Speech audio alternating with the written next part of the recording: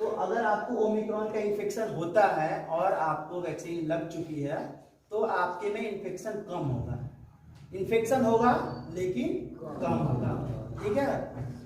ऐसा नहीं है कि मतलब नहीं होगा। और किसको ज्यादा होगा, सबसे तेजी से होगा जिसको ना वैक्सीन लगी होगी, जिसकी इम्यूनिटी लो होगी, उनको एक्यूट होगा, एकदम सडन ऑनसेट होगा, तुरंत होगा और तुरंत वो असर दिखाना शुरू करेगा। हो सकता है उनकी डेथ भी हो जाए, क्योंकि ये बहुत ताकतवर है।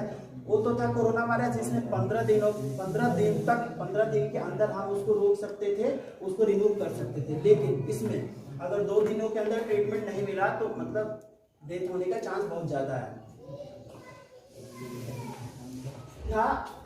आज का हमारा टॉपिक कोविड-19 वायरस, पूरा मतलब क्या होता है कोविड-19 वायरस, साइन एंड सिम्टम्स, कैसे खुद को बचाए और दूसरों को बचाए इस इन्फेक्शन से होने से, ओमिक्रॉन क्या है, ओमिक्रॉन का आर नॉट फैक्टर कितना है, डेल्टा जो वेरिएंट था जिसकी वजह से फर्स्ट वेव आई थी वो क्यों आई थी, मास्क की वजह से साउंड थोड़ा कम हो रहा है।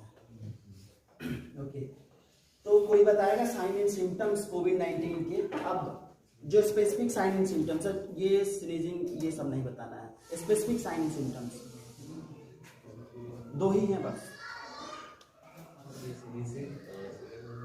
नहीं, स्नीजिंग स्पेसिफिक वाला जो एक लॉस ऑफ एपेटाइट था और एक डायरिया, ये 2 है। ये अगर 2 सिम्टम्स आते हैं तो आपको टेस्ट के लिए जाना है। कौन कौन सा? लॉस ऑफ एपेटाइट क्या है? भूख का काम लगना, और दूसरा डायरिया यानी कि लूज मोशन।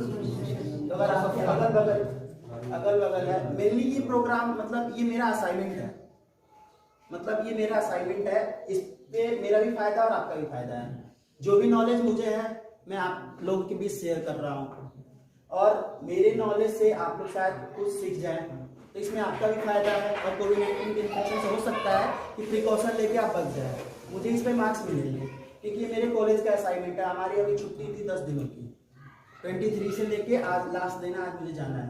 तो इस 10 दिनों में मुझे एक अवेयरनेस प्रोग्राम करना था कोविड-19 और ओमिक्रॉन पे, क्योंकि ओमिक्रॉन अभी तेजी से फैला है। सिर्फ मेरा ही नहीं था, मेरे क्लास में 40 स्टूडेंट है, 40 में 40 होगा था, सबको मिला होगा कुछ। सिर्फ टॉपिक सेम है, लेकिन जो अपने घर गए हैं उनको कम्युनिटी एरिया में करना है। कम्युनिटी का मतलब होता है कि जो गाँव है उसमें। तो मैंने सर से कहा और सर ने मुझे चांस दिया कि हाँ तुम यहाँ कर सकते हो।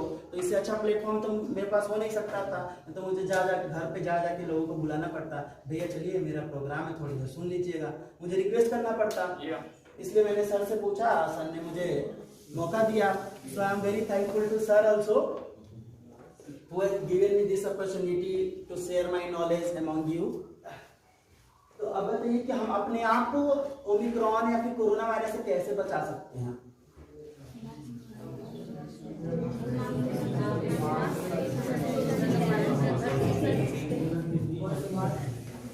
जिसको वैक्सीन नहीं लगाया उसको सबसे ज्यादा जरूरत है सोशल डिस्टेंसिंग और हैंड वॉशिंग और मास्क की। जिसको तो वैक्सीन लगा है वो तो अगर मास्क नहीं लगाएगा फिर भी चल जाएगा, क्योंकि उसके अंदर पहले भर दिया गया एंटीजन, उसको तो इन्फेक्शन कम होगा। लेकिन जिसको वैक्सीन नहीं लगी है उनको ज्यादातर खतरा है कि इस बैक्टीरिया और वायरस का वो असर हो जाए।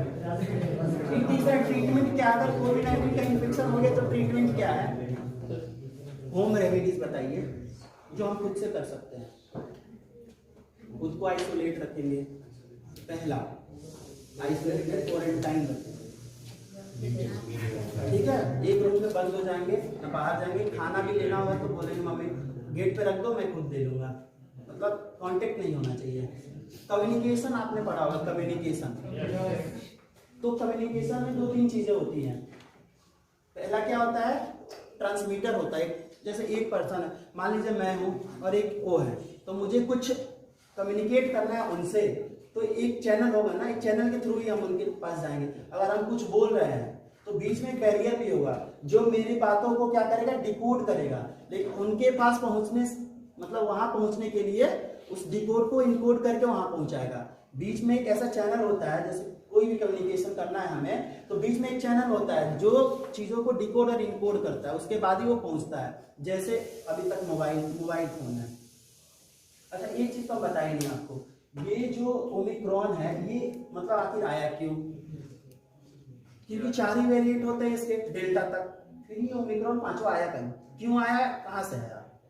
इसने क्या किया, जो डेल्टा वेरिएंट था, तो जो डेल्टा वेरिएंट था उसने अपने आप को मॉडिफाई किया, अपने आप को मॉडिफाई किया। क्यों? क्योंकि लोगों में अवेयरनेस आ चुकी थी कि हमें मास्क लगाना है, हैंड वॉशिंग करनी है, सोशल डिस्टेंसिंग रखनी है। तो कोई भी प्रजाति है इस पूरे होल वर्ल्ड में, तो उसको अपना अस्तित्व बचाने के लिए अपने आप को मॉडिफाई करना पड़ता है, लड़ना पड़ता है दूसरों से।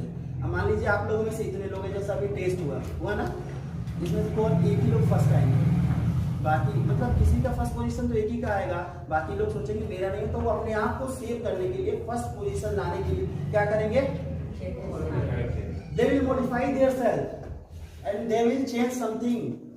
सो ऐसा ही किया डेल्टा ने, उसने अपने आप को बदला, उसने अपना पूरा रूप बदल दिया। जैसे कोविड का जो कोरोना वायरस था, उसका स्ट्रक्चर कुछ ऐसे था, इसमें स्पाइक्स लगे हुए थे।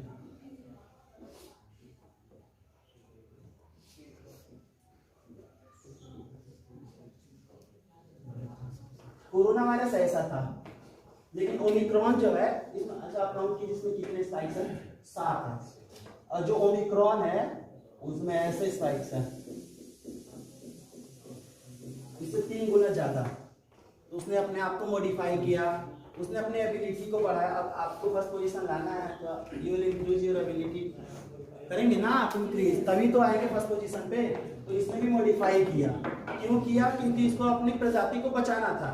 अगर ये नहीं करता तो फिर ये विलुप्त हो जाता, एकदम एक्सटिंक्ट ही हो जाता पूरे विश्व से। तो फिर क्या होता, अगर ये एक्सटिंक्ट हो जाता, कोई भी प्रजाति है कभी एक्सटिंक्ट नहीं होती है, बहुत जो पहले की प्रजाति है वही एक्सटिंक्ट हुई है, बाकी अभी भी जो है अपने आप को बचाने के लिए लड़ रही है। तो वैसे ही कोरोना वायरस ने किया। तो ओमिक्रॉन जो है इसने अपने आप को 3 गुना ज्यादा मॉडिफाई किया, इसलिए इसके पास ज्यादा ताकत भी है ना। तो वैसे ही आप लोग भी कीजिए, अगर आपको फर्स्ट पोजीशन पे आना है, अभी जो टेस्ट हुआ, तो अगर आप फर्स्ट पोजीशन चाहते हैं, if you want to take first position और hold first position, then you need to modify yourself and you need to change something. So जैसा सर ने कहा कि कोई अभी एग्जांपल दे रहे थे सर कि देयर वाज ए गर्ल जो आती जिसकी तबीयत खराब था, she was simply coming and sitting and only listening, she never spoke any topic. So अगर आपको एक अच्छा इंग्लिश स्पीकर बनना है, if you want to be a good English speaker, then firstly you need to be a good English listener. क्यों जरूरी है ये लिसनर बनना? हाँ, क्योंकि good listener can be a good English speaker. अब जैसे कि ये पहला टाइम था, मुझे पता नहीं था, सर ने मुझे वहां बैठा दिया कि आपको जजिंग करना है, तो मुझे थोड़ा आइडिया भी नहीं था। अब पहली टाइम कर रहे थे हम यहाँ बैठ के, तो मेरे अंदर ये था, सब लोग तो लगभग अच्छा ही बोल रहे थे, सबने अच्छा बोला, लेकिन फिर भी उसमें से हमें स्पेसिफाई करना है ना कि फर्स्ट पोजीशन किसको देनी है। तो कुछ चीजें होती है जिसको मतलब देखा जाता है आपके में, जैसे बॉडी लैंग्वेज, आई कांटेक्ट हो गया, फेशियल एक्सप्रेशन हो गया, वे ऑफ प्रेजेंटेशन हो गया, और प्रोनाउंसिएशन, और आपका स्पीच कंटेंट कितना है ना। तो कंटेंट अगर आपका एप्रोप्रिएट है,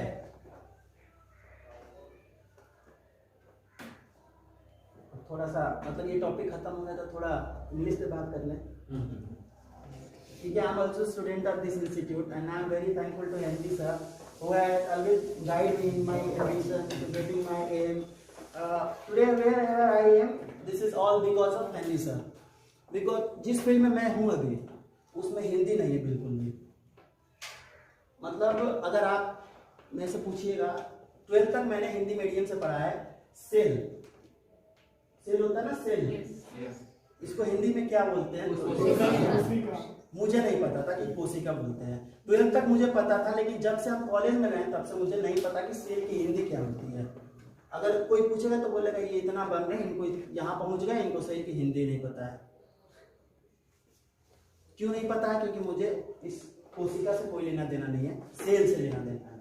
कोई भी मुझसे पूछेगा, वो कोशिका नहीं पूछेगा, क्या पूछेगा? सेल पूछेगा। So English is very important in every field, not only in medical, in every field. Whatever you want to do, whatever you want to be, someone wants to be an engineer, someone wants to be a doctor, someone wants to be a teacher. In every field you will need of English. And how can you improve your English? By speaking, by removing your hesitation, और by increasing your confidence. सबसे important है confidence. अगर आपके पास confidence होगा, if you have confidence then you can speak frankly without any hesitation. Let's suppose I am standing here in front of you and I am speaking frankly without hesitation. This is all because of confidence. So you need to increase your confidence. Once you will get confidence, then no one can stop you for speaking frankly in front of anyone, no matter how the audience are sitting in front of you. मतलब उनकी कितनी संख्या है वो कोई matter नहीं करता। अब जैसे मान लीजिए मैं यहाँ खड़ा हूँ, अगर यहाँ 100 लोग बैठे हैं तो मुझे फर्क नहीं पड़ेगा। क्यों नहीं पड़ेगा? Because I have a confidence that I can speak in front of anyone. So, अभी जब मैं बैठा था वहाँ पे तो आप लोग का टेस्ट था, आप सबने बहुत अच्छा बोला। एक वो जो छोटा वाला लड़का है अमृत, he had a good confidence, speaking style भी बहुत अच्छी थी, बॉडी लैंग्वेज भी बहुत अच्छा था। सिर्फ उसका जो कंटेंट था वो थोड़ा शॉर्ट था। अगर उसका कंटेंट थोड़ा बड़ा होता तो he can be maybe he can hold first position। So सारी चीजों पे ध्यान देना, नॉट ओनली कॉन्फिडेंस। क्या क्या? पहला है वे ऑफ प्रेजेंटेशन, कि जो आप प्रेजेंटेशन दे रहे हैं उसका तरीका क्या है। दूसरा है confidence level, facial expression. Among जो आज के पार्टिसिपेंट थे उनमें से बहुत